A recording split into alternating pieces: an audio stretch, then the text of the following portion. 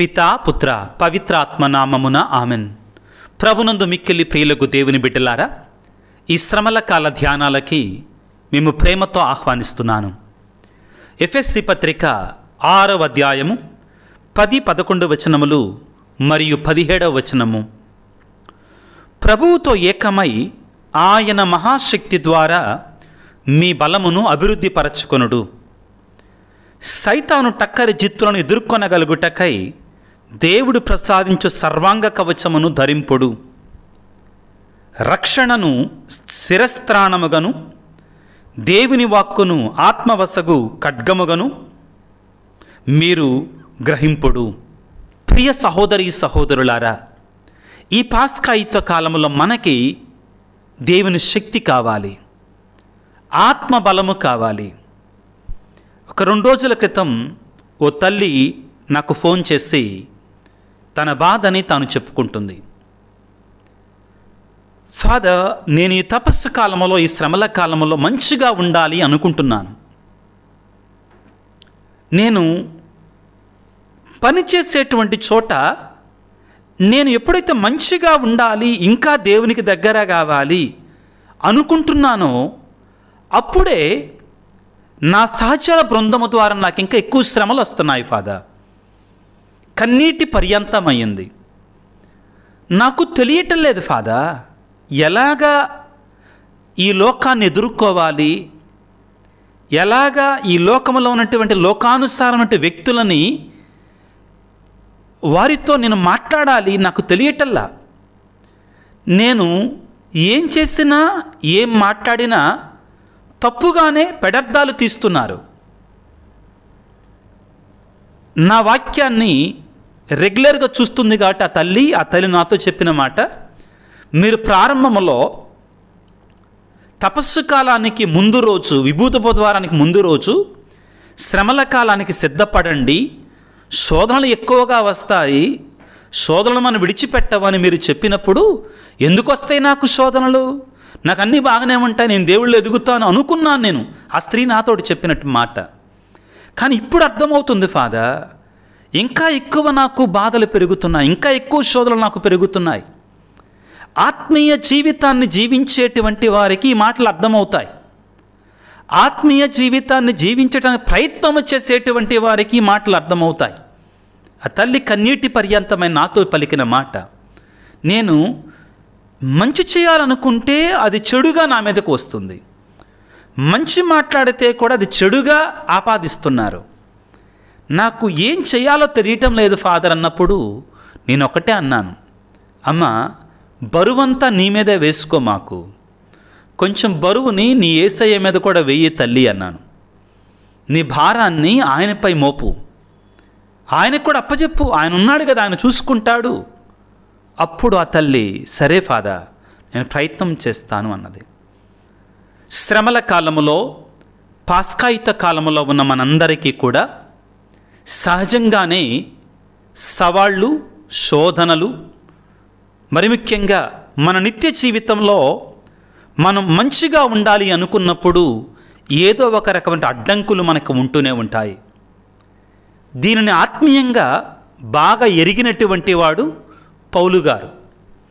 తన జీవితంలో దేవుని కొరకు ఎంతగా పాటుపడాలి అనుకున్నాడో అంతగా సాతానుడు ఎదిరించాడు. అయితే పౌలు గారు దేవుని శక్తితో సాతాను మీద పోరాటాన్ని తుది వరకు కూడా కొనసాగించగలిగారు. ఆ అనుభవంతో తన సంఘ బిడ్డలనేటి ఎఫెసీలోకి కొన్ని సలహాలు ఇస్తున్నారు. ఏమిటి? మీ శక్తి మీకు చాలదు, మీ బలం మీకు చాలదు, కాబట్టి దేవుని శక్తి ద్వారా వచ్చేటువంటి సర్వాంగ కవచముతో మిమ్మల్ని మీరు బలపరచుకోనండి, సైతాను మీద యుద్ధం చేయటానికి బలపరచుకోనండి. ప్రియులకు దేవుని బిడ్డలారా, సాతాను మీద పోరాడేట మనకి సాతాను అంటే ఎక్కడో ఉండదండి. మన శరీరము, మన చుట్టుప్రక్కల లోకము, అదేవిధంగా పిశాచము. మనం పోరాడుతూ ఉండగా మన శక్తి, మన బలం మనకు చాలదు, మన ఆత్మీయ బలం మనకు చాలదు. కాబట్టి పౌలు గారు అనుభవపూర్వకంగా ఏమంటున్నాడంటే, మీ బలాన్ని మీరు పెంచుకోండి, మీ ఆత్మీయ బలాన్ని మీరు బలపరచుకోండి. బలహీనులుగా ఉండమాకండి, సాతానుడు ఓడిస్తాడు అని ఏమంటున్నాడంటే ఎఫెసీ పత్రిక 6వ అధ్యాయం 10వ వచనములో, ప్రభువుతో ఏకమై ఆయన మహాశక్తి ద్వారా మీ బలమును అభివృద్ధి పరచుకొనండి.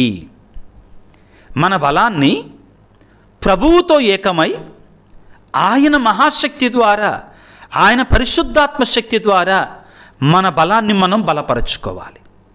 మనం బలవంతులము కావాలి, మన స్వీయ బలము చేత కాదు. ప్రభు అంటారు కదా యోహాను సువార్త 15:5లో ఏమంటారు? నేను లేక మీరు ఏమీ చేయజాలరు. అవును ప్రియులారా, ఆయన మహాశక్తి ద్వారా మన బలాన్ని అభివృద్ధి చేసుకోవాలి. ఎందుకని?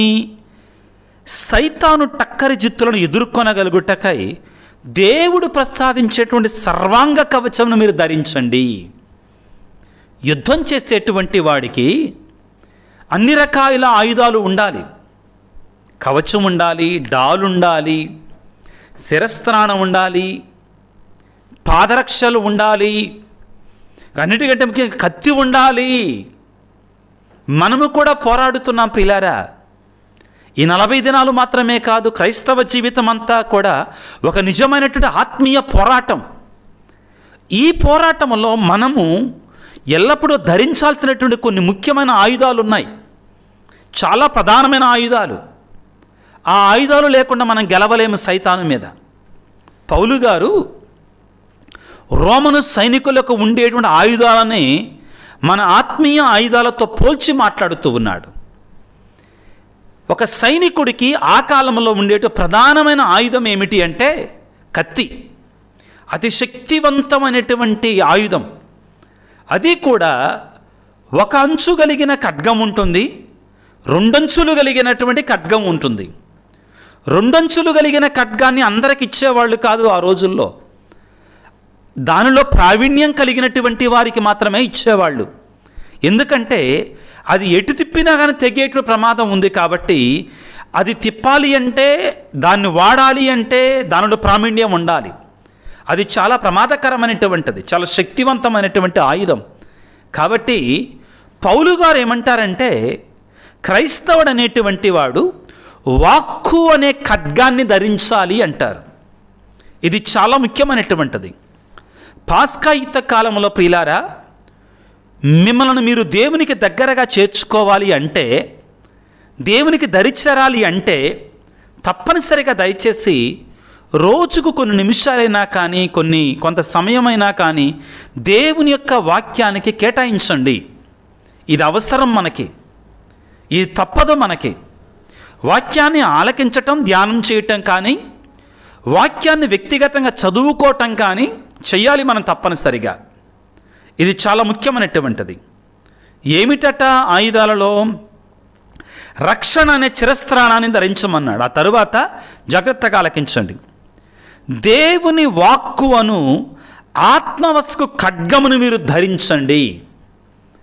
ఆత్మవశగే ఖడ్గాన్ని మీరు ధరించండి. ప్రభునందు ప్రియులకు దేవుని బిడ్డలారా, అనాది కాలం నుండి నాటికి నేటికి కూడా ఖడ్గం అనేటువంటిది ఒక వీరుని చేతిలో శత్రువును ఎదుర్కోవటానికి ఒక బలమైనటువంటి ఆయుధం. మనం మర్చిపోకూడదు. వాక్కు కూడా క్రైస్తవుని యొక్క చేతిలో, క్రైస్తవుని యొక్క జీవితంలో ఒక ఖడ్గము లాంటిది, సాతానుడు అనేటువంటి శత్రువుని ఎదుర్కోవడానికి. పవిత్ర బైబిల్ గ్రంథములో ఈ వాక్కుని ఖడ్గముతో పోలుస్తుంది పలుచోట్ల, పలుమార్లు ప్రియులారా. ఉదాహరణకి హెబ్రీ పత్రికలో 4వ అధ్యాయంలో ఇదే వచనాన్ని, ఇదే సందర్భాన్ని మనం చదువుకుంటాం. 12వ వచనములో, దేవుని వాక్కు సజీవమును చైతన్యవంతమైనది, అది కత్తివాదర కంటే పదునైనది, రెండంచులు కలిగిన ఖడ్గము వంటిది. వాక్యాన్ని కత్తితో, ఖడ్గముతో పోలుస్తూ ఉన్నాడు ఎవరు? హెబ్రీ పత్రికాకారుడు కూడా. కాబట్టి పిల్లరా, మనందరము కూడా ఈ శ్రమల కాలమంతా కూడా దేవుని యొక్క వాక్యాన్ని అంటిపెట్టుకొని ఉండాలి. వాక్యాన్ని వినడం కానీ, వ్యక్తిగతంగా చదవటం కానీ, ధ్యానం చేయటం కానీ. వాక్కు మన దగ్గర ఉన్నప్పుడు సైతానుడు భయపడతాడు మన దగ్గరికి రావడానికి. గుర్తుపెట్టుకుందాం ఈ మాటని. వాక్కులో మనం ఎక్కువ సమయాన్ని గడిపినప్పుడు సాతానుడు భయపడతాడు మన దగ్గరికి రావడానికి. ఇది నిజం ప్రియులారా. ఎందుకనంటే ఈ వాక్కు సామాన్యమైనది కాదు. నేను చాలా సందర్భాలను మీకు చెప్పాను. వాక్కే దేవుడు, దేవుడే వాక్కు. స్పష్టముగా నువ్వు వాక్యాన్ని చదువుతున్నావంటే ఎవరితో ఉంటున్నావు? క్రీస్తుతో ఉన్నావు. సాతానుడు ధైర్యం చేయడం నిన్ను శోధించటానికి. అదేవిధంగా యోహాను సువార్త 1వ అధ్యాయం 1వ వచనంలో చాలా స్పష్టముగా ఆదిలో వాక్కు ఉండెను, ఆ వాక్కు దేవుని వద్ద ఉండెను, ఆ వాక్యే దేవుడై ఉండెను అని పలికి 14వ వచనంలో ఆ వాక్కు మానవుడై మన మధ్య నివసించను క్రీస్తు రూపములో. 14వ వచనంలో ఆ వాక్కు మానవుడై మన మధ్య నివసించను. కాబట్టి ప్రియులారా, ఈ వాక్యే క్రీస్తు ప్రభు. కాబట్టి వాక్కును మనం ఎంతగా ఎరిగితే అంతగా మనం వాక్యములో బలపడతాం. పునీత జెరోమ్ గారు చెప్పినట్లుగా వాక్యాన్ని తెలియనటువంటి వాడు, బైబిలు ఎరుగనటువంటి వాడు, క్రీస్తును ఎరుగనటువంటి వాడే. బైబిల్ తెలియకపోతే వాక్యం తెలియనట్లే. కాబట్టి ప్రియులారా, నేను మీకు పదే చెబుతున్నాను, దయచేసి ప్రతిరోజు కూడా కొన్ని నిమిషాలు ఎంత ఎక్కువగా వీలైతే అంతగా బైబిల్ గ్రంథాన్ని చదవటానికి ప్రయత్నం చేయండి. ఊరికే బిరా మనం చదువుకొని వెళ్ళటం వల్ల ప్రయోజనం లేదు. అర్థం చేసుకోండి, ధ్యానం చెయ్యండి. అది మనకి శక్తినిస్తుంది, బలాన్ని ఇస్తుంది పిల్లారా. ముఖ్యంగా దర్శన గ్రంథం, ప్రకటన గ్రంథంలో పిల్లారా, యేసు ప్రభువుని రెండంచులు కలిగినట్టు వాక్కు అనేటువంటి ఖడ్గదారి, వాక్కు అనే ఖడ్గదారిగా పోలుస్తాడండి. యేసు ప్రభు ఎవరంట? వాక్కు అనే ఖడ్గాన్ని ధరించినటువంటి వాడంటాడు. ఆ ఖడ్గమట తన నోటి నుండి వస్తుందంట అండి. యేసు ప్రభు నోటి నుండి వస్తుందట. వాక్యాన్ని చదువుకుంటే దర్శన గ్రంథము 19వ అధ్యాయము 15వ వచనంలో ధవళాస్పపు ఆస్వికుడు గురించి, ఆ గుర్రం మీద వస్తున్నటువంటి ఆ ధవళ వస్త్రధారుడైనటువంటి, ఆ విజయాన్ని పొందినటువంటి, ఆ దేవుని యొక్క గొర్రెపిల్ల అయినటువంటి, ఆ యొక్క నూతన యెరూషలేములో ప్రవేశిస్తున్నటువంటి ఆ క్రీస్తు ప్రభు, విజయుడైనటువంటి ఆ క్రీస్తు ప్రభు గురించి మాట్లాడుతూ ఏమంటాడంటే, ఒక వాడి అయిన కత్తి ఆయన నోటి నుండి వెలువడెను, దానితో ఆయన సమస్త జాతులను జయించును. ఏమని మాట్లాడుతున్నాడు? ఒక వాడి అయిన కత్తి ఆయన నోటి నుండి వెలువడును. ఏమిటి కత్తి? వాక్కు. తన మాట ద్వారా సమస్త లోకాలని కూడా జయించబోతున్నాడు, సమస్త జాతులను కూడా జయించబోతున్నాడు. మరొకసారి చదువుతాను, వినండి. దర్శన గ్రంథం 19వ అధ్యాయం 15వ వచనము. ఒక వాడి అయిన కత్తి ఆయన నోటి నుండి వెలువడును, దానితో ఆయన సమస్త జాతులను జయించును. ఇక్కడ ఆ వాడి అయిన కత్తి, పదునైనటువంటి కత్తి ఆయన నోటిలో ఉన్నది, అది వాక్కు అని ఎలా చెప్పగలరు ఫాదర్ మీరు అంటారేమో. దానికి ముందు 13వ వచనాన్ని ఒకసారి చదువుకుందాం. రక్తములో ముంచబడిన వస్త్రములు ఆయన ధరించి ఉండెను, దేవుని యొక్క వాక్కు అను నామమును ఆయన, ఆ నామములో ఆయన పిలువబడుచున్నాడు. కాబట్టి ఒక వాక్యానికి ముందు వాక్కు అనేటువంటి పేరు ఆయన ధరించాడు. దేవుని వాక్కు అనే పేరు ధరించాడు. ధరించటం మాత్రమే కాదు, ఆయన నోటి నుండి వాక్కు అనేటువంటి ఖడ్గాన్ని ధరించినటువంటి ఖడ్గదారి ప్రియులకు దేవుని బిడ్డలారా. ఇదే మాట మనం ఈ దర్శన గ్రంథంలో చాలా చోట్ల వింటాం ప్రియులారా. యేసు ప్రభు వాక్కు అనే ఖడ్గాన్ని ధరించినటువంటి వాడు అనే మాట మనం వింటాం. యోహాను రాస్తున్న దర్శన గ్రంథం 1వ అధ్యాయం 16వ వచనంలో ఆయన దక్షిణ హస్తమున సప్త తారకులు ఉండెను, రెండంచులు గల వాడి అయిన ఖడ్గము ఒకటి ఆయన నోటి నుండి వెలువడుచుండెను. ప్రియులారా, ఈ రెండంచులు కలిగినటువంటి ఖడ్గమైనటువంటి దేవుని యొక్క వాక్కు నీతో ఉంటే సాతానుడు నీ వద్ద నిలవగలడా? నీ జోలికి వస్తాడా? నీతో మాట్లాడతాడా? ఆత్మపరిశీలన చేసుకో. నిన్ను శోధిస్తాడా? శోధించి నీ మీద గెలవగలుగుతాడా? కాబట్టే మనకు ఉండాల్సిన ఆయుధం ఏమిటి అంటే దేవుని యొక్క వాక్కు అనేటువంటి ఖడ్గం ప్రియులారా. దాన్ని వదలకూడదు మనం, సాతాను మీద మనం విజయాన్ని పొందాలంటే. తర్వాత దర్శన గ్రంథము 2వ అధ్యాయం 12వ వచనములో, పెర్గాము సంఘదూతకు ఇట్లు రాయము, వాడి అయిన రెండంచులు గల ఖడ్గధారి సందేశం ఇది. మరలా మరొకసారి వాక్కు అనే ఖడ్గాన్ని ధరించినట్టు ఖడ్గధారికి అయిన క్రీస్తు గురించి మాట్లాడుతూ ఉంది. కాబట్టి ప్రియులారా, సందేశం ఏమిటి అంటే క్రీస్తు వాక్కును కూడా సాతాను యొక్క కుతంత్రాలను కూల్చేటువంటి, సాతాను యొక్క కుతంత్రాలపై విజయాన్ని సాధించేటువంటి ఒక పదునైనటువంటి రెండంచులు కలిగిన ఖడ్గముతో పోలుస్తున్నారు. అది మన ఆయుధం. దేనికి? సాతాను మీద విజయాన్ని పొందడానికి, జయాన్ని పొందుకోవడానికి. ఈ వాక్కుతోటే ప్రియులారా యేసు ప్రభువు తన నిత్య జీవితంలో, ఇహలోక జీవితంలో ఏం చేశాడు? రోగులను స్వస్థపరిచాడు. సైతాను చేత పీడించబడుతున్నటువంటి వారిని తన నోటి నుండి వెలువడుతున్న వాక్కు అనే ఖడ్గముతో ఖండించాడు. అవి పారిపోయాయి. అయితే ఇక్కడ మీకు అందరికీ ఒక హెచ్చరిక ప్రియులారా, ఈ వాక్యాన్ని గురించి మాట్లాడుతున్నప్పుడు, వాక్కు అనే ఖడ్గం అనేటువంటి మాట గురించి మాట్లాడుతున్నప్పుడు ఏమిటి అంటే, ఈ ప్రపంచంలో బైబిల్ ఎక్కువగా తెలిసినటువంటి వాడు ఎవడంటే సాతానుడే. జాగ్రత్త పడాలి అక్కడ కూడా మనం. బైబిల్లో ఎలా వాడుకోవాలి తెలిసినటువంటి వాడు సాతానుడే. కాబట్టి చాలా జాగ్రత్తగా ఉండాలి. మిడిమిడి జ్ఞానంతో, అరకొర బైబిల్ పరిజ్ఞానంతో నేను సాతాను ముందు కప్పిగంతులేస్తానంటే మాత్రం అది ఆట ఆడుకుంటుంది మనతోటి. కాబట్టి మనం దినదినము కూడా వాక్కులో ఎదగడానికి ప్రయత్నం చేయాలి.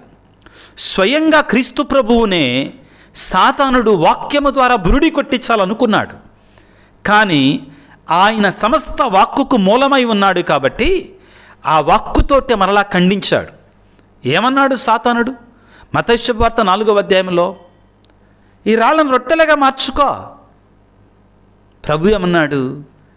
మానవుడు రొట్టె వలన మాత్రమే జీవింపడు, దేవుని నోటి నుండి వెలువడి ప్రతి మాట వలన జీవిస్తాడని పలికాడు.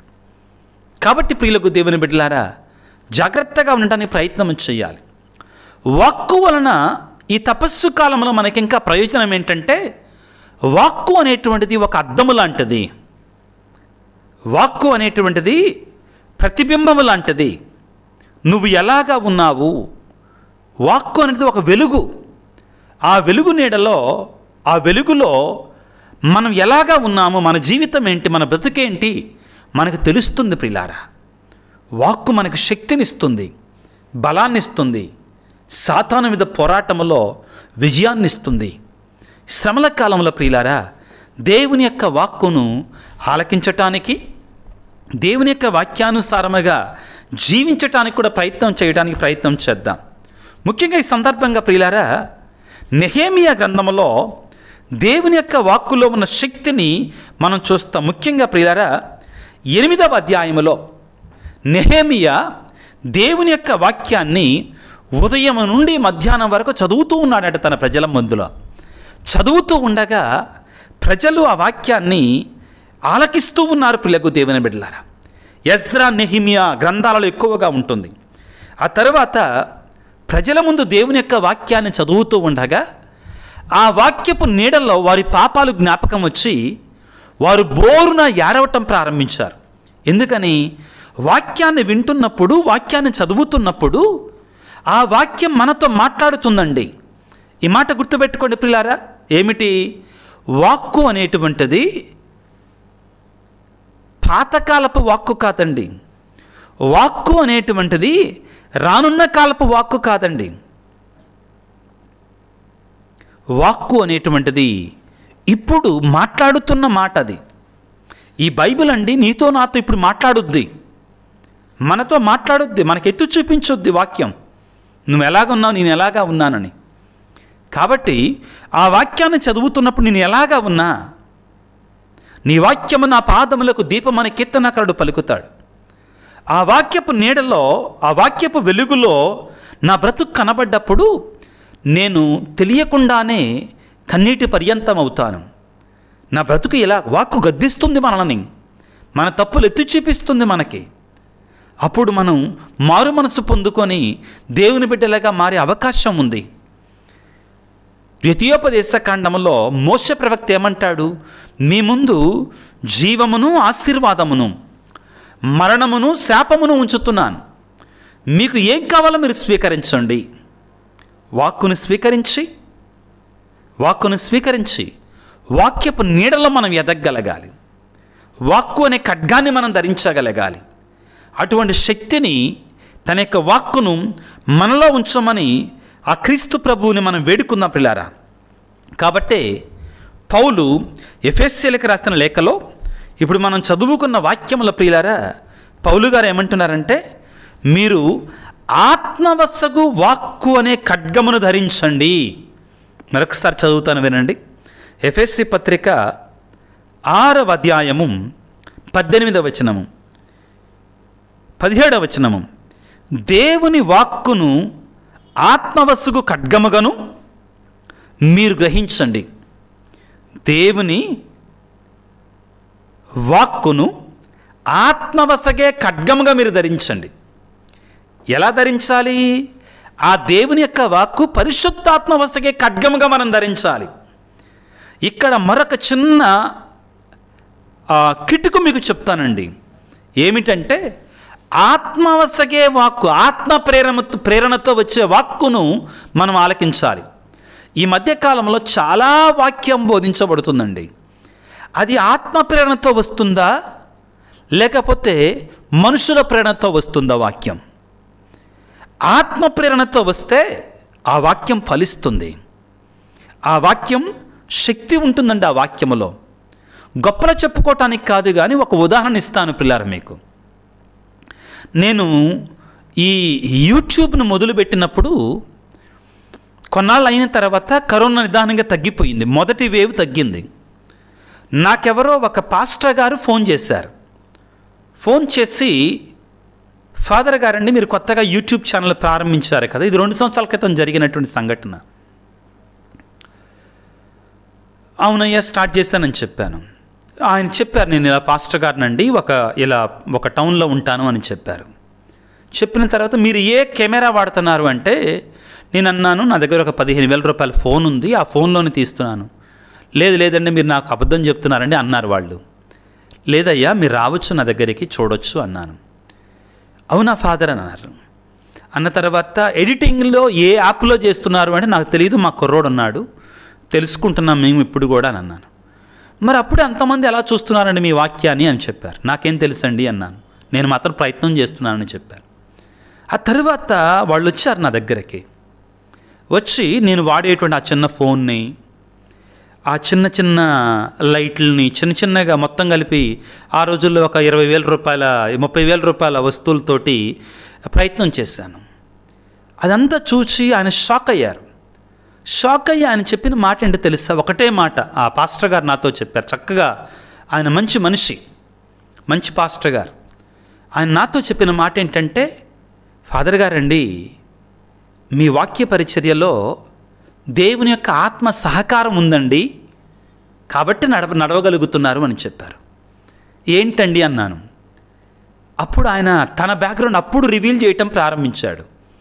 మేము ఒక 5 లక్షల రూపాయలు పెట్టి కెమెరాలు, లైటింగ్లు ఇవన్నీ కొన్నాము, కానీ మా ఛానల్ ముందుకు వెళ్ళటం లేదండి. కరోనా టైంలో మేము కూడా స్టార్ట్ చేశాం, కానీ మా ఛానల్ని ఎక్కువగా ఎవరు కూడా ఆదరించటం లేదండి అని చెప్పారు.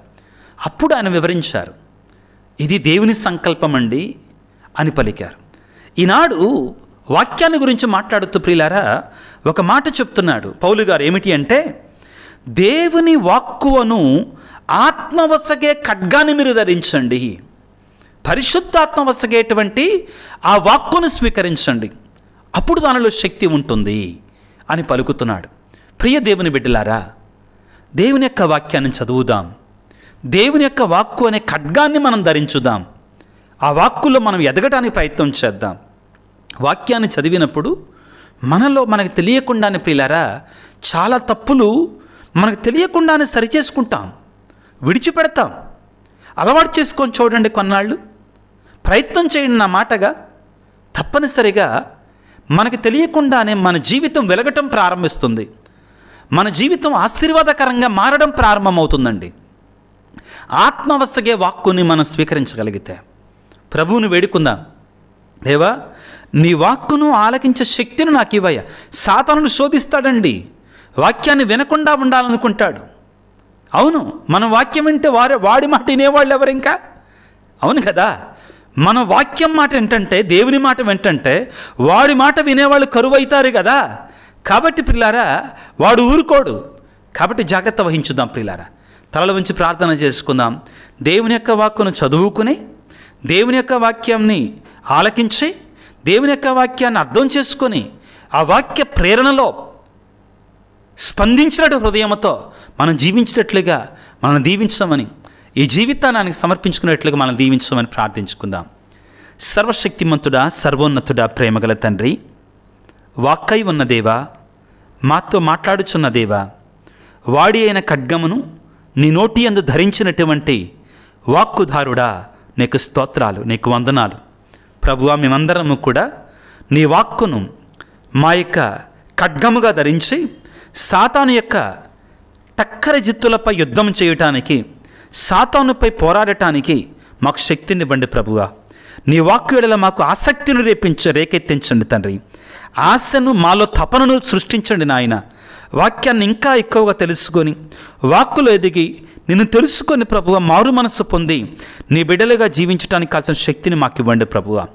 ఈనాడు ఈ వాక్య పరిచర్యలో పాల్గొన్నటువంటి నీ బిడ్డలను దీవించండి తండ్రి. ప్రత్యేకమైన రీతిలో ప్రేమమయుడా, వారి కుటుంబాల కోసం ప్రార్థన చేస్తున్నాం. ముఖ్యంగా ప్రభువా, వాక్యాన్ని ఆలకించటం ఇష్టం లేక నీకు దూరం అయిపోతున్నటువంటి బిడ్డల కొరకే ప్రార్థన చేస్తున్నాను. నీ వాక్కు ఎడల వారు ఆసక్తి కలిగేటట్లుగా నీ ఆత్మతోటి వారిని ప్రేరేపించండి తండ్రి. నీ సన్నిధిలోనికి వారిని నడిపించండి నాయన. నీ వాక్కును వారికి వినిపించండి నాయన. మోడుబారినటువంటి వారి జీవితాలలో చిగురింప చేయండి తండ్రి. ముఖ్యంగా ప్రభువా, అనారోగ్యంతో బాధపడుతున్న బిడ్డలందరికీ కూడా ఇదిగో నీ వాక్కు అనే పరమ ఔషధముతో స్వస్థతనివ్వండి తండ్రి. నీ వాక్యాన్ని ఆలకిస్తూ ఉండగా ఎంతోమంది బిడ్డలు స్వస్థత పొందారు. ఈ వాక్యాన్ని ఆలకిస్తూ ఉండగా కూడా నీ బిడ్డలకు స్వస్థతలను ఇవ్వండి నాయన. అద్భుతాలు చేయండి ప్రభుగా. ఈ వాక్యాన్ని ఆలకించిన బిడ్డలను ప్రభు సాక్ష్యం పలిగేటట్లుగా నీ సాక్షులుగా మార్చండి. అద్భుత రీతిగా స్వస్థతలను ఇవ్వమని వేడుకొనుచున్నాను తండ్రి. ప్రత్యేకమైన రీతిలో ప్రభు ఈనాడు మరి మా కోసం ప్రార్థన చేయండి అని మెసేజ్లు పెడుతున్నటువంటి వారిని మనసులో మరి మా కోసం ప్రార్థన చేస్తే బాగు అని వారి యొక్క తలంపులను ఈ క్షణంలో ప్రభుగా మరి ఈ ప్రార్థనలో ఏకీభవించి ఉంచుతున్నట్టు బిడ్డలందరినీ కూడా మరి దీవించమని, ఆశీర్వదించమని మా ప్రభు అయిన వాక్కు రూపంలో ఉన్నటువంటి యేసయ్య అతి పరిశుద్ధ నామమున అడిగి వేడుకొనుచున్నాము తండ్రి, ఆమెన్. ప్రభువు మీతో ఉందరుగాక, మీ ఆత్మతో ఉందరుగాక. సర్వశక్తి గల సర్వేశ్వరుడు పిత, పుత్ర, పవిత్ర ఆత్మ మిమ్ము, మీ కుటుంబాలను, మీ బిడ్డలని చల్లగా ఈ శ్రమల కాలం అంతా కూడా కాచి కాపాడి సంరక్షించుదురుగాక. God bless you. దేవుడు మిమ్ము దీవించుగాక. ఆమెన్.